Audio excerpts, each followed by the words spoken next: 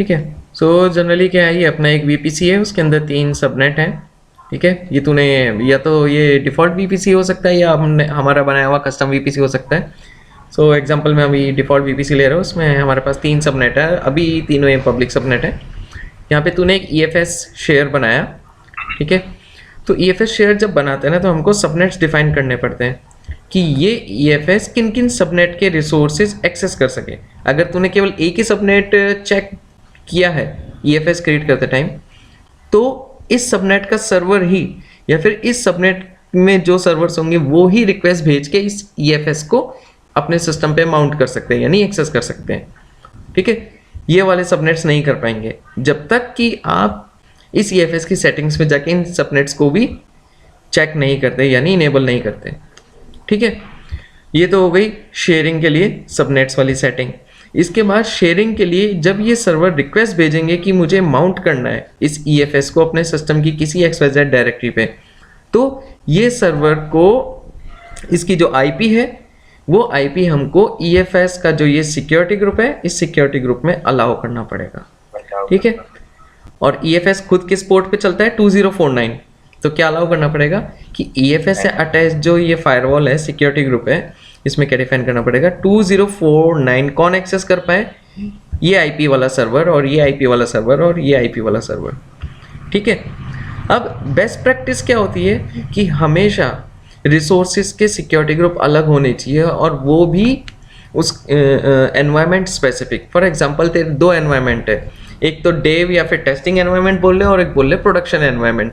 तो ये तेरे सर्वर है ना, ये सपोज अभी ये प्रोडक्शन एनवायरनमेंट के सर्वर्स हैं। ठीक है, इन तीनों सर्वर्स के लिए तूने क्या कर रखा है, एक सिक्योरिटी ग्रुप बना रखा है ये। ठीक है, प्रॉड वेब एचडी नाम से, है ना। और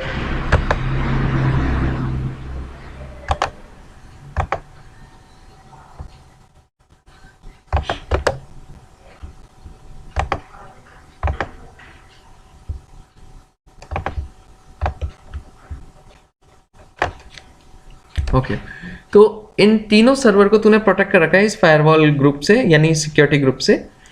इस सिक्योरिटी ग्रुप का नाम दिया तूने प्रॉड वेब सिक्योरिटी ग्रुप। ये तीनों सर्वर इस सिक्योरिटी ग्रुप से प्रोटेक्टेड हैं। ठीक है, अब ऐसा ही तेरा एक और वीपीसी बना रखा है, ऐसे ही तूने और भी सबनेट्स बना रखे हैं, ऐसे ही तेरा अलग सा शेयर है। ठीक है, पर वो कौन सा एनवायरनमेंट है तेरा, दूसरा टेस्टिंग एनवायरनमेंट, जिसमें तू अपना कोड टेस्ट करता है। ठीक है, जो भी तू नया कोड डेवलप कर रहा है, तू टेस्टिंग करेगा दूसरे एनवायरनमेंट में, तू प्रोडक्शन में थोड़ी डायरेक्ट टेस्टिंग करेगा तेरे नए कोड की। अगर तेरा नया कोड कुछ फेल हो गया तो तेरी लाइव वेबसाइट डाउन हो जाएगी ना। तो कोड की टेस्टिंग हमेशा दूसरे एनवायरनमेंट पे होती है, जिसको टेस्ट एनवायरनमेंट बोलते हैं। ठीक है ना, कहने का पर्पस क्या है, environment specific resources security group load balancer RDS होने चाहिए। तो ये हमारा अगर प्रॉड एनवायरनमेंट है तो ऐसे ही एक और रेप्लिका होगी जो हमारा टेस्ट एनवायरनमेंट होगी। ठीक है, तो उसके लिए टेस्ट वेब एसजी अलग होगा। ठीक है, उसका ईएफएस का एसजी अलग होगा टेस्ट, उसका आरडीएस का सिक्योरिटी ग्रुप अलग होगा टेस्ट आरडीएस एसजी नाम से।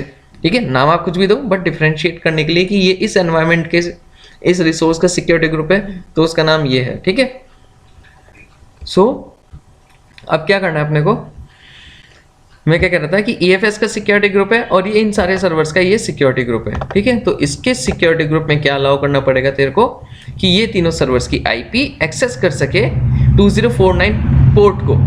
ठीक है, वो तूने लिखा सिक्योरिटी ग्रुप में, और ये सिक्योरिटी ग्रुप किसका है, इस ईएफएस का। तो मतलब इस ईएफएस का 2049 इस सिक्योरिटी ग्रुप के अकॉर्डिंग अलाउ कर रहा है किसको, इन तीनों सर्वर्स को, है ना। तो ये तरह ईएफएस का कंसेप्ट है। अब ईएफएस को यहाँ पे एक्सेस कैसे कराना है, यहाँ पे nfs-client करके एप्लीकेशन इंस्टॉल करनी पड़ेगी। एप्लीकेशन बोल रहे हैं, पैकेज बोल रहे, वो इंस्टॉल करने के बाद माउंट कमांड, सॉरी वो इंस्टॉल करने के बाद एक डायरेक्टरी बनानी है, जिस भी डायरेक्टरी पे तेरे को इस ईएफएस को माउंट कराना है। डायरेक्टरी बनाई, उसके बाद जो अमेजोन ने माउंट की कमांड दे रखी है, माउंट -t nfs किन ऑप्शंस के साथ माउंट करना है, किसे माउंट करना है, किस डायरेक्टरी पे माउंट करना है। वो कमांड जब तू एग्जीक्यूट करेगा तो तेरी रिक्वेस्ट सर्वर से जाएगी ईएफएस के पास। सबसे पहले इवैल्यूएट होगा कि ईएफएस का सिक्योरिटी ग्रुप इस सर्वर को अलाउ कर रहा है या नहीं। तो सिक्योरिटी ग्रुप में पहले रूल चेक होगा, क्या इस सर्वर की आईपी अलाउ है इस रिसोर्स के 2049 पोर्ट को एक्सेस करने के लिए, यस, तब तेरी रिक्वेस्ट आगे जाएगी EFS के पास। EFS क्या करेगा, रिप्लाई में खुद को अलाउ करेगा इस सर्वर पे माउंट होने के लिए। ठीक है, समझ में आ गया? हाँ जी। अब सिक्योरिटी ग्रुप चल ही रहे हैं तो एक चीज़ और समझा देता हूँ तेरे को मैं। ये हमने RDS, तो सपोज तेरी वर्डप्रेस की वेबसाइट चल रही है तेरी यहाँ पे, ठीक है, और इस वेबसाइट्स पे तूने ब्लॉग लिख रखे हैं कि उत्तर प्रदेश और उत्तराखंड के अंदर कौन कौन से घूमने के प्लेसेस हैं, कौन कौन से चीप होटल्स आप करा सकते हो, कौन कौन सी जगह घूम सकते हो। ठीक है, तो इस तरह की तेरी एक वेबसाइट चल रही है और उस वेबसाइट पे तेरे यूज़र अकाउंट भी क्रिएट कर सकते हैं और लॉगिन भी कर सकते हैं, अपना भी डेटा शेयर कर सकते हैं, स्टोरी शेयर कर सकते हैं, कमेंट्स डाल सकते हैं। ठीक है, सो वो यूज़र अकाउंट है ना, वो यूज़र अकाउंट का डेटाबेस जो मेंटेन होगा उसके लिए तूने RDS चूज़ किया है। ठीक है, अब RDS का खुद का भी सिक्योरिटी ग्रुप होता है।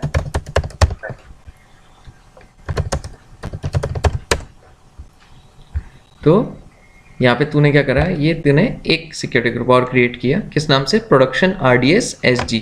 नाम कुछ भी दे सकते हैं पर ऐसा देना है जो कि रिलेवेंट हो, पता चल जाए किससे रिलेटेड है। तो ये सिक्योरिटी ग्रुप यानी ये फायरवॉल हो गया RDS के लिए। इसमें जो तू रूल ऐड करेगा वो रूल हमेशा इवेल्युएट होंगे। इवेल्युएट मतलब चेक। ठीक है, वो रूल चेक होंगे जब भी कोई भी XYZ सर्वर इस पे कनेक्शन बनाना चाहेगा। ठीक है, सो इसको अगर डेटाबेस से कनेक्ट होना है तो इस सिक्योरिटी ग्रुप में अगर इस सर्वर की IP अलाउ है कि वो 3306 पोर्ट एक्सेस कर सके तो रिक्वेस्ट पास होकर RDS के पास जाएगी, नहीं तो ब्लॉक हो जाएगी। ठीक है, तो कहने का मतलब क्या है, हर रिसोर्स का सेपरेट सिक्योरिटी ग्रुप बनाना है। हाँ, रिसोर्सेज का ग्रुप है, जैसे मल्टीपल EC2 सर्वर्स है उनका एक सिक्योरिटी ग्रुप रख सकता है। ठीक है, उसमें रूल ऐड कर, हाँ उसमें रूल ऐड करो, पर सबके सिक्योरिटी ग्रुप ऐसे अलग अलग रखो रिसोर्सेज के। ठीक है, तो जैसे अब ये तेरा प्रॉड एनवायरनमेंट हो गया, ऐसे ही तू AWS अकाउंट में एक और VPC और ये वगैरह लॉन्च करके ऐसा टेस्ट एनवायरनमेंट रख सकता है ना, जिसपे तू तेरा अपना कोड टेस्ट करेगा।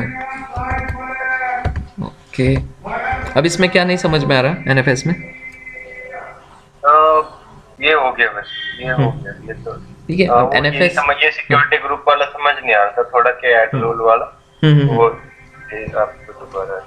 ठीक है, अब मेरे को एक चीज़ बता, ये सर्वर तो आज है, कल डिलीट हो गए, सपोज तेरे को इस सर्वर को डिलीट करके नया लॉन्च करना है क्योंकि तूने AMI चेंज करनी है तेरे को, या फिर फॉर एग्जांपल अभी तू ये विंडोज़ में चला रहा है तेरी वेबसाइट, पर तेरे को अब तेरी वेबसाइट लिनक्स में चलानी है।